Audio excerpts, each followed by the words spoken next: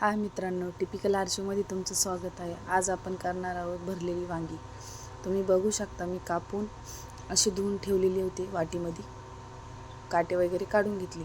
आता हे वाटण विचारशाल मला कशाचं आहे, तर थोडेसे धन, लसूण, मिरच्या आणि थोडंसं खोबरं टाकून मी दळून घेतलेलं आहे.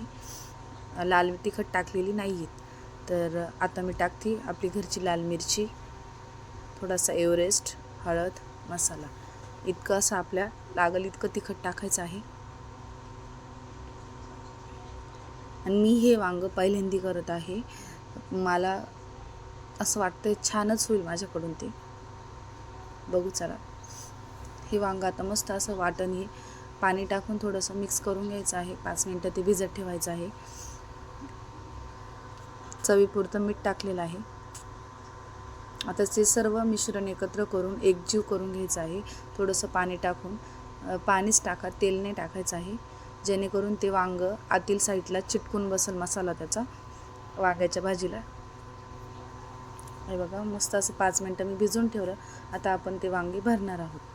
तर मस्त धुतलेली वांगी, फ्रेश वांगी होती, त्यामुळे मला असं वांगं करूशी वाटलं.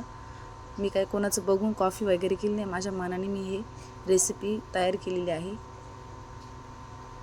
हे भरलेलं वांगं सर्व असे मस्त एकजीव भरून घ्या तोंडापर्यंत आणि असे थोडेसे पक्क असे दाबून घ्या, जेणेकरून तो मसाला भाजीमध्ये निघणार नाही. मी पण तेच केलेलं आहे. मस्त अशी भरून घेतली सर्व 5-6 वांगी. मला करायची होती उखरी वांगी, अशी एकदम असं घट्ट रस्सा मस्त करायचं होतं. पण ऐनवेळी पाहुणे वाढल्यामुळे मला त्यामध्ये थोडंसं रशी धरावं लागलं किंवा थोडीशी पातळ भाजी करावी लागली. तो माझा नाईलाज झाला. पण असो, वांगं खूप छान झालं आहे.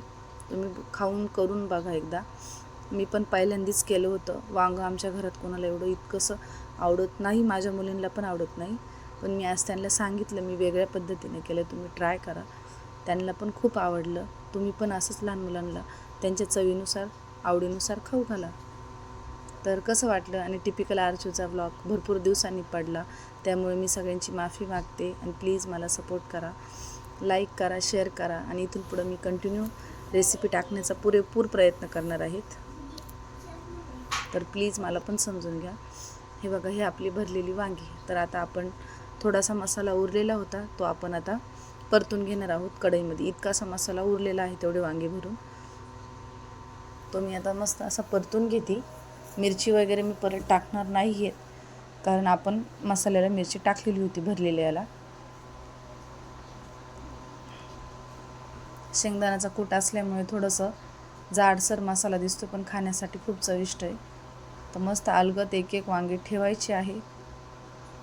छान असा हलवून अंगापुरतं पाणी टाकून ते शिजून घ्यायचे आहेत. खूप असं जास्त पाणी टाकू नका.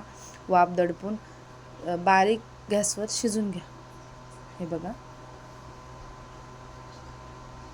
आता मी कमीच पाण्यामध्ये शिजवणार होते, पण पाहुण्यांचं प्रमाण वाढल्यामुळे मला थोडंसं रशी वाढवावं लागलं. नाहीतर हे बघा, तरी मी पण घट्टच धरली होती रशी. आणि ते अजून गॅसवर आटणार होती, चपातीला खाता येईल अशा प्रकारे धरली होती.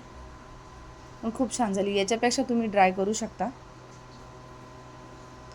तर टेस्टला पण खूप छान होतं. तुम्ही नक्की ट्राय करा आणि मला कमेंटमध्ये सांगा भरलेली वांगी कशी लागली ते.